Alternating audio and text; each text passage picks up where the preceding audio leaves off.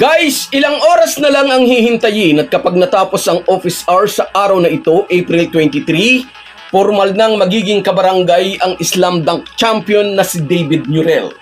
May mga Ginebra bashers nagsabing hindi raw naman mahusay si Murrell, ngunit nang malapit ng magkapirmahan, ay inggit at inis naman ang umiral. Pag-uusapan po natin yan, pero bago ang lahat ay maglalambing po ako sa inyo na isubscribe ninyo itong ating channel at kung di masyadong makakaabala ay i-like at paki-share na rin ninyo. Malaking bagay po yan sa aming mga vlogger. Maraming salamat.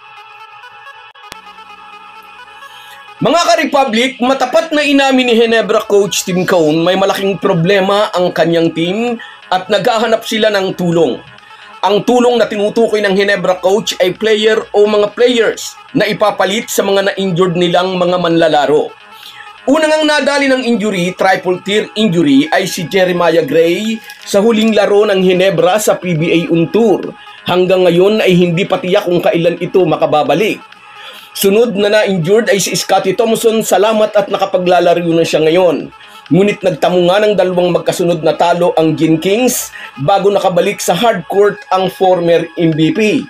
Anyway, nang wika nga'y gumaganda na ulit ang laruan ng Ginebra. Nadali naman ng calf injury si Jamie Malonzo na isa pa naman sa mga inaasahan ni Coach Tim Cone.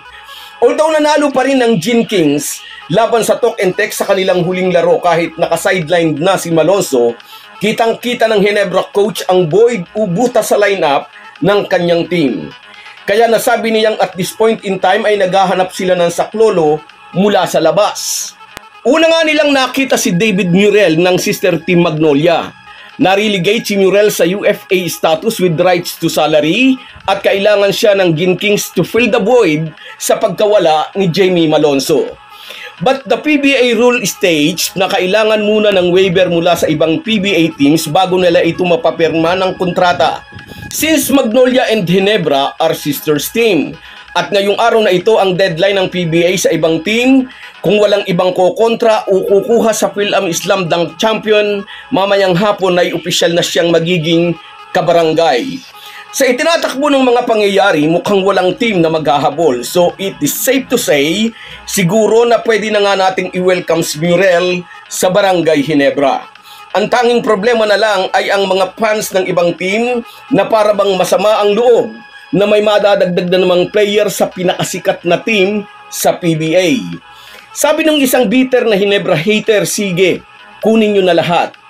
Heto naman ang masasabi ko sa Ginebra hater na ito. Kung kaya mong paswelduhin si David Murrell, di sige, ikaw na lang ang kumuha. Sa ating previous video, na-report din natin na isa pang Phil-Am ang tinatarget ng Ginebra, si Sonny Winston ng Converge. At sa mga hater dyan, wag naman sanang sumama ang inyong loob. Naging interesado sa kanya ang Ginebra dahil inilagay siya ng kanyang mother team sa trading block. Kaya wag na kayong kukuda ng kung ano-anong nonsense. More talks, more mistakes. Itikom ang bibig para di mo obvious na nasa talampakan ng utak. Sunod na makakabakbakan ng Ginebra ang Converge Fiber Xer sa April 27, araw ng Sabado yan, sa Cagayan de Oro. Dati sinabi natin ang Converge ay walang intensyong manalo dahil maraming naniniwala na nagtatangking sila para makuha ang first pick sa darating na rookie draft. Pero nadali ng mga bataan ni Alden Ayo ang Meralco Bolts noong linggo 104-99, unang panalo ng Converge sa loob ng 5 buwan. Sinabi ni Alden Ayo kahit daw nagkakamada sila ng talo mula pa noong nakaraang conference, hindi raw sila sumusuko, lalo raw silang namomotivate. At sa April 27 nga, maghaharap ang Ginebra at ang Fiber Xers. Although nasa trading block, player pa rin ang Converge si Sonny Winston na incidentally ay isa sa mga tinatarget ng Gin Kings. Bilang professional player, dapat ilabas ni Winston ang kanyang 100% para matulungan ang kanyang team at upang maipakita rin sa Ginebra coaching staff na karapat dapat siya sa interest ng Gin Kings. Sa 6 na panalo 3 talong record ay nasa 3rd place ang Ginebra sa team standings. Nasa 2nd place naman ang Magnolia with 5 wins and 2 losses. At malinis na malinis pa rin ang record ng SMB, 7 panalo, walang talo. May ambisyon ng Beermen na isweep ang elimination ngayong All-Filipino Conference. With their current lineup, hindi ito imposible. Wala pa silang talo sa 7 laro at 4 na games na lang ang haharapin nila dito sa elimination. Ang Magnolia and Lex, Blackwater at Meralco ang huling 4 nilang laro at sa tingin ko, ang Magnolia lang ang posibleng maka-upset sa SMB. Ang huling elimination sweep ay nagawa ng Talk and Text noong 2014 Commissioner's Cup. 10 taon na ang nakaraan. 9-0 noon ang TNT sa elimination dahil 10 team pa lang noon ang kasali sa PBA.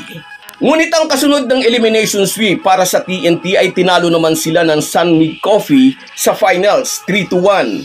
Ang Sunmig Coffee noon ay ang Magnolia Hotshots ngayon na noon ay kino-coach ni Tim Cone. Anyway, dahil ginagawa pa nga natin ang bidyong ito, ini-edit pa natin, by the time na ma-air natin ito ay posibleng nasa Barangay Ginebra na si David Murel. Yun ay kung walang ibang team na kokontra. Pero kung mga Ginebra haters lang ang kokontra, wag na lang nating pansinin. Ganyan naman ang mga yan, kukuda lang silang ng kukuda, maglalagari raw ng lieg pero hindi naman magawa. Magpatuli nga, takot ka. Maglagari pa kaya ng lieg?